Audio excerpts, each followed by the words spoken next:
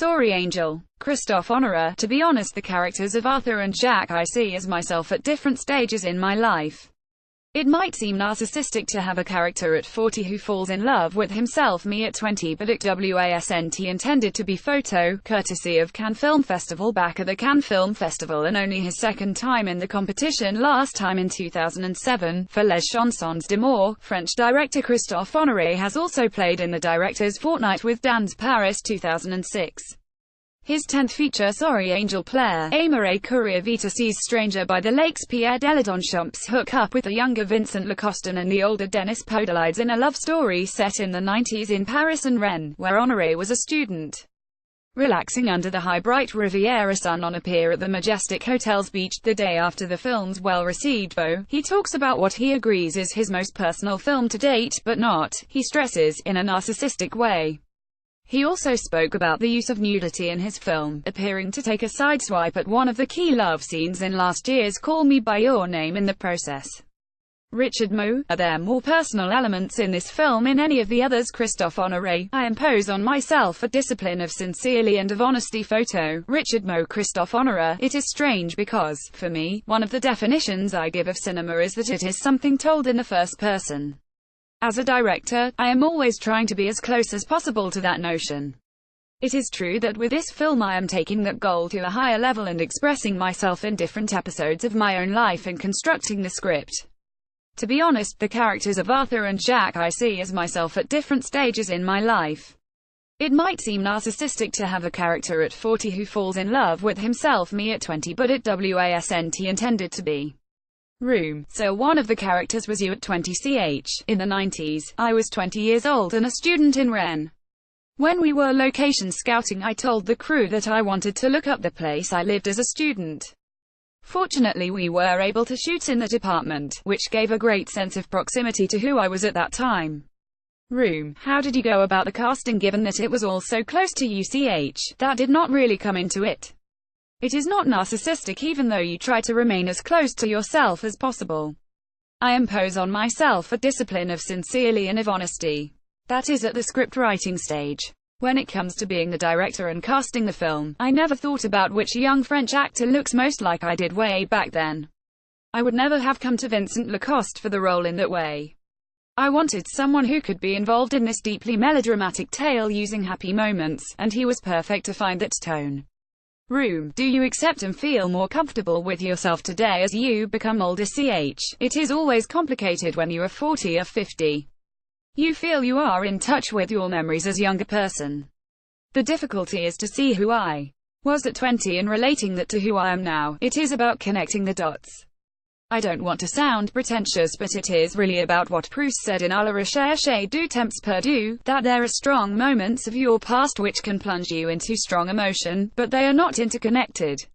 They remain autonomous. Sorry Angel leads Pierre Deladonchamps right and Vincent Lacoste in interview mode with Christophe Honoré on the Majestic Hotel Beach Pier. Photo, Richard Moe. That is how the film has been constructed. I do not have any great nostalgia for who I was back then, but I do have a great deal of tenderness for the period. That is the reason I use certain references like the music and moving back to shoot in the apartment I had at that time to evoke incidental memories of deep emotion, and I hope they have the same effect on the audience. Room. Last year, there was another film that touched on the same period, 120 Beats Per Minute by Robin Campillo. Were you aware of each other's projects? Ch. I am not a close friend of Robin, although obviously we know of each other. I only saw Robin's film after I had finished editing my own film. I can understand why people make comparisons or draw links between the two of them. Our intention was to go off in different directions. It is as if this is a watershed moment and we can now talk about those subjects.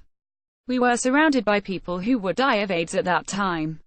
At first we thought that cinematically we had to pay tribute to people we had lost, and only now have we felt capable of telling what the ravages of the AIDS epidemic meant to our generation. Room. Robin Campillo has said that he feels guilty that he has survived. Do you feel the same way? Ch. I do understand what he means when says that, but he is around 8 years older than I am. I started exploring my duality in the middle of the 80s and I knew about AIDS through the big health campaign at the time. I knew the answer was to use condoms and there was no problem with that. But I know some people of an older generation were not so savvy or preferred to ignore the solution and take a chance. There was a certain amount of fatalism around. That also explains the different nature of our films. My film is about loving and how people loved in the 90s, whereas in Robin's film it was more a dramatic tool. Room. Why is love so complicated and of obstacles? Christophe Honoré. It is no longer possible to show two people in a film who experience deep desire for each other and show them in bed and making love and then pan to the window. I think that is incredibly dishonest and hypocritical. Photo. Richard Mo. I can only talk about it the context of this film, which is about two very different characters at different stages of their lives.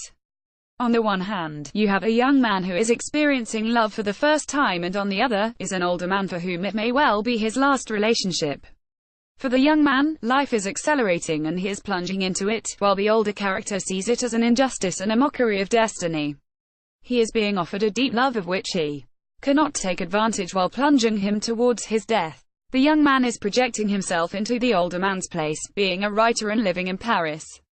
The older man sees the young man as someone he could have been in the future. Room. Regarding the nudity in the film, how did you decide what you would show and what you wouldn't show? It is no longer possible to show two people in a film who experience deep desire for each other and show them in bed and making love and then pan to the widow. I think that is incredibly dishonest and hypocritical. There is another aspect. I don't like scenes where you get a sense of performance and feel that actors are taking deep breath before going into these scenes and girding themselves up for the act. You feel the domination of the director over his cast. What I try to do is to discuss it with the actors beforehand. I learnt this on my second film with Isabelle Huppert, called My Mother, which is littered with scenes. Isabelle had the script and invited me over to her house to discuss them. A number of the scenes were very explicit and raw. We read through it together and she simply asked me what I was going to show in each scene, whether it was her arm, her leg, or her tummy. I told her exactly what would be shown and she told me precisely what I could show and what she was comfortable with.